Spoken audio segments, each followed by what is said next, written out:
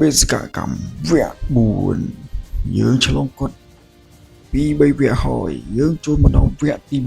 4ដែលគឺជាវគ្គមួយដ៏រន្ធត់យើងមិនអាចកំឡុងផុតនឹកពេលដល់កន្លែង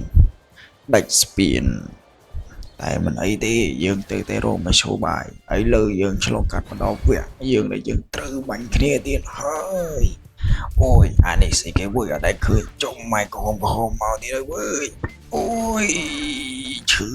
តែមិនអីទេដើម្បីចំណាត់ខ្មាំងយើងត្រូវតែតស៊ូយ៉ាងមកជីវិតចៃម៉ាយ៉ាឯក៏លុយវាអាលុយយ៉ាសំគីអញត្រូវតែបាញ់ពួក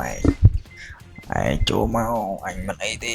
អញតជីវិតអញវៃពួកឯងតតែខ្សែធំចុយម៉ែមកទៀតហើយអញតិចតួនអូយមកមួយទៀតហើយពួកនេះវើខ្លាំងអូគេអាកប៉ិកកំពុងមួយប៉ាំងនេះឯងមកអីដែរយើពួកសម្រាប់ឯងចេញមកឲ្យលឿនយើងទៅដល់ប្រយោជន៍ចង់បាញ់ចង្រៃបាញ់ឯងតទៅទួឯងនៅកលុកកលៀនណាក៏ដោយមកពិភពណាក៏ដោយឋានណាក៏ដោយបាញ់ទៅតិចត្រូវតែស៊ូម្នាក់ឯងក៏ដោយមិនខ្លាចទេពួកចង្រៃពួកចោឯងក៏ចាត់កំណត់ខ្លាំងទៅដល់សេប៉អូនយើងត្រូវតែធ្វើបាបពួកនេះសិន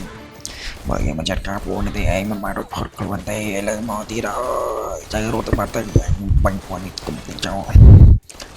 ចោម៉ាពួកសំគីឯងចង់ប្រហាញពួកសំគីឯងចង់ប្រហាញតែចូលមកអញមិនខ្លាចទេពួកចង្រៃអូផុតស្ពានអូយចំកន្លែងនេះដោះស្រាយយ៉ាងម៉េចឲ្យធ្លាក់ស្ពានងាប់ចឹងវើយជួយយកយោបល់ឲ្យខ្ញុំផងអាហ្នឹងតែយើងចុចបែបមិនដើម្បីតទៅមុខទៀតអូយងាប់ទៀតហើយជុំចាស់ជាចំណល់បដោយតែយើងគូបែបណាដើម្បីឈ្នះវគ្គ4ចូលវគ្គ5នឹងកើតបើយើងចុចវគ្គកន្លែងនេះអត់ផុតអូយងាប់ទៀតហើយ